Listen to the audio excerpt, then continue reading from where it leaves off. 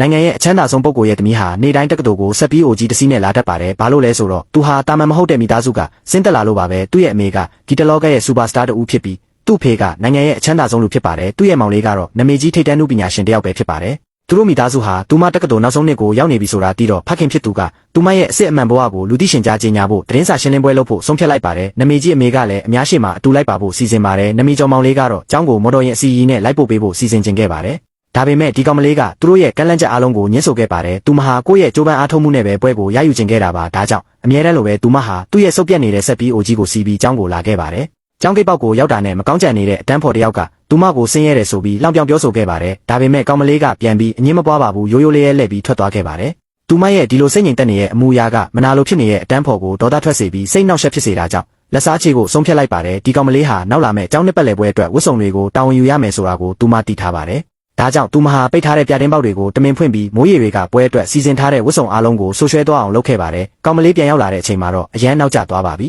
မကောင်းကြံတဲ့အတန်းဖော်ကလောင်ပြောင်ပြုံးပြီးထွက်လာပါတယ်ကောင်မလေးကိုသူမရဲ့အမအတွက်လောင်ပြောင်ပြီးအိမ်မှာဝတ်စုံပေါင်းများစွာရှိတယ်လို့အတန်ကျဲကျဲနဲ့ကြွားလုံးထုတ်ခဲ့ပါတယ်သူမဒူးထောက်ပြီးတောင်းပန်မှသာတထဲချေးပေးမယ်လို့ပြောခဲ့ပါတယ်ကောင်မလေးကချက်ချင်းပဲသူ့မေစီဖုံးဆက်ပြီးသူ့ရဲ့ဝတ်စုံတွေကတထဲလောက်ချေးလို့ရမလားလို့မေးခဲ့ပါတယ်မကောင်းကြံတဲ့အတန်းဖော်ကရေမောပြီးသူ့မိသားစုကကောင်းမွန်တဲ့အဝတ်စားတွေကိုမတက်နိုင်တော့ဘူးလို့ပြောခဲ့ပါတယ်ဒါပေမဲ့နောက်တစ်စက္ကန့်မှာပဲကောင်မလေးရဲ့နာမည်ကြီးအမှုပညာရှင်မောင်လေးကဒီဇိုင်နာအဝတ်စားတွေအပြည့်ပါတဲ့ခီးဆောင်အိတ်ကိုတဲပြီးပေါ်လာခဲ့ရာလူတိုင်းရဲ့အာယုံကိုချက်ချင်းဆွဲဆောင်သွားခဲ့ပါတယ်